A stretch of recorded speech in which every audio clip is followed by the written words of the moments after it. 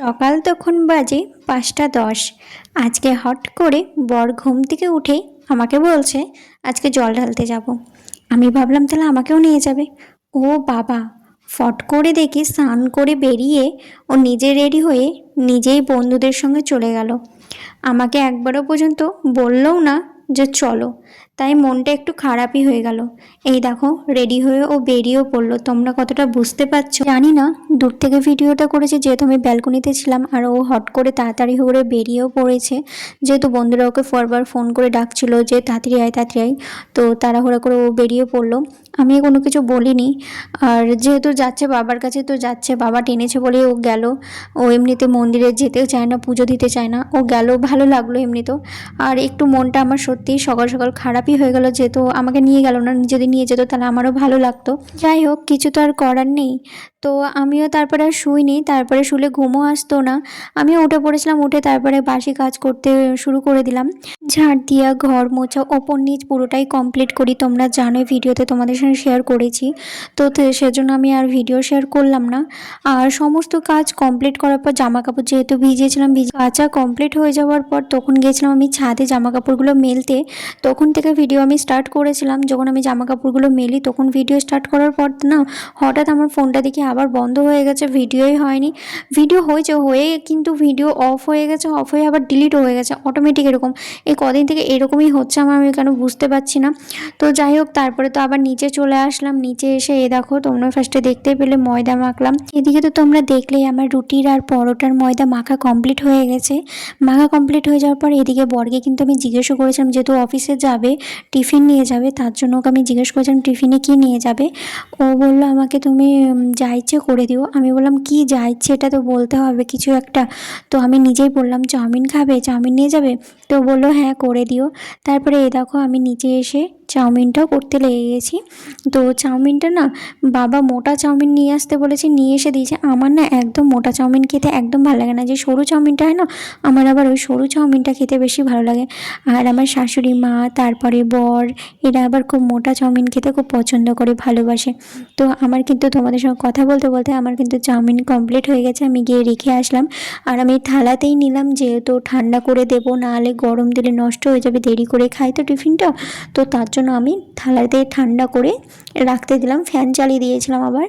দিয়ে ততক্ষণে ঠান্ডা হবে। আর ততক্ষণ আমি এই যে এদিকে আলু কেটে নিয়েছিলাম আলু ভাজার জন্য। আর এদিকে আমি আলু ভাজা অলরেডি বসিয়ে দিয়েছি। এদিকে কিন্তু আমার অলরেডি অর্ধেক রান্না হয়ে গেছে। আর এই দেখো আতপ চাল দিয়ে সবজি দিয়ে পাতলা করে খিচুড়ি করেছি। আর এই দেখো চাউমিনটা তোমরা করেছি দেখলেই। আর এই দেখো আলু ভাজা করেছি। আমি না ভেবেছি শ্রাবণ মাসের সোমবারটা, মানে সোমবার সোমবার খিচুড়িই খাবো, ভাতটা খাবো না, সেটাই ভেবেছি। তার জন্য কিন্তু খিচুড়ি করেছি। আগের সোমবারও তাই খিচুড়ি খেয়েছি, এবারও তাই খিচুড়িই করেছি। আমার না খিচুড়ি খেতে এমনিতে আতপ চালের খুব ভালো লাগে খেতে আমার।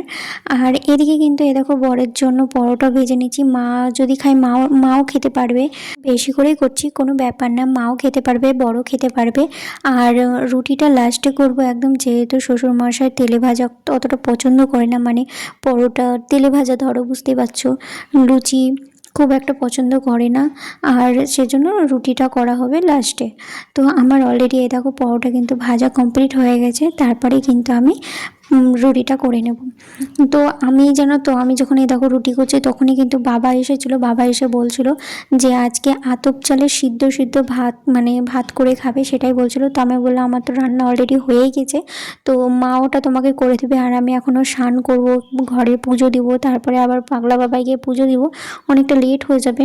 তার জন্য আমি মাকে বলেছিলাম যে তুমি বাবাকে ওটা করে দেবে। আর ওটা ঠান্ডা হয়ে গেলে তো ভালো লাগবে না, তাই না, গরম গরমই খেতে ভালো লাগবে সঙ্গে সঙ্গে নামিয়ে। তো সেজন্য মাকে বলেছিলাম, তো বলেছিল ঠিক আছে বাবা যখন আসবে তখন করে দেবো। তো আমার এই দেখো তোমাদের সঙ্গে কথা বলতে বলতে কিন্তু আমার রুটি আর পরোটা কমপ্লিট হয়ে গেছে। এটা গিয়ে এখন আমি রেখে আসলাম। তারপরে কিন্তু আমার স্নান কমপ্লিট হয়ে গেছে। স্নান কমপ্লিট করে এখন যাচ্ছি আমি নিচে। তোমরা একটা জিনিস লক্ষ্য করেছো, আমি আজকে কিন্তু নাইটি পরেছি। নাইটি পরার একটাই কারণ, যেহেতু আমি পাগলা বাবার মন্দিরে পুজো দিতে যাব শাড়ি পরে, তো ভাবলাম নাইটিটাই পরে নিই, পরে ঘরের পুজোটা কমপ্লিট করে নিই, তারপরে ঝট করে উপরে এসে নাইটি চেঞ্জ করে শাড়িটা পরে নিতে পারবো, সেই কারণেই পরা। তো আমার কিন্তু এই দেখো ঘরের পুজো কমপ্লিট হয়ে গেছে, আর উপরেও কিন্তু চলে আসলাম। এসে এই দেখো এই শাড়িও আমি পরে নিয়েছি, শাড়ি পরা কমপ্লিট হয়ে গেছে। জানো তো এই শাড়িটা আমার আশীর্বাদের শাড়ি। সবাই যখন আমাকে বিয়ের সময়, বিয়ের আগেই তো বিয়ের আগের দিন আশীর্বাদ করে, তখন ওই তো আইবুড়ো ভাত খাওয়ার সময় আমি এই শাড়িটা পরেছিলাম, আশীর্বাদ করেছিল সবাই, তো তখন পরেছিলাম। আর এটা কতদিন পর যে পরলাম এই শাড়িটা আমি, তার ঠিক নেই। তো এই শাড়িটাও মানে সুতির ছাপা, তো পরে খুব আরাম, নরম একদম, পরে বেশ ভালোই লাগে। আর সেরকম তো ধরো শাড়ি তো পরেই না, যেমন আমি সেরকম শাড়ি পরি না, নাইটি পরি না। আমাকে তো তোমরা তো ভিডিওতে দেখতেই পাও, শাড়ি তো খুব কমই পরি না, কোনো অকেশন ছাড়া তো পরাই হয় না।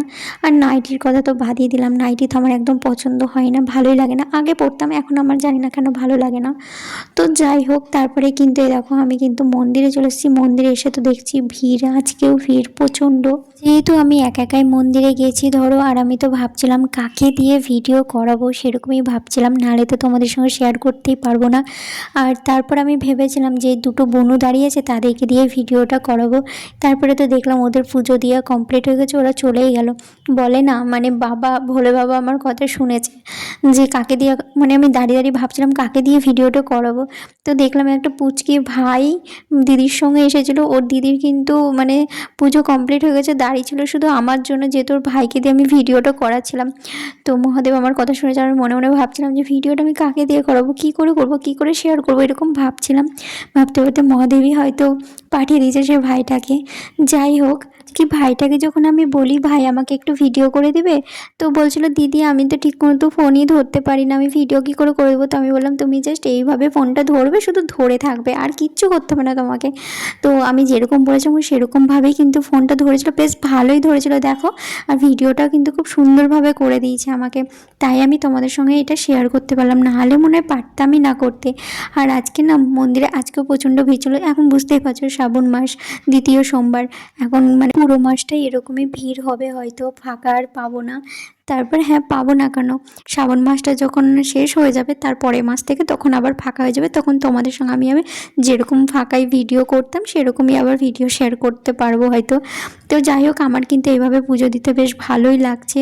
হ্যাঁ, একটু তাড়াহুড়া করে দিতে হচ্ছে ঠিকই, আর একটু থতমতো খেয়ে যাচ্ছে, আমি তোমাদেরকে তো বলেইছি এর আগে।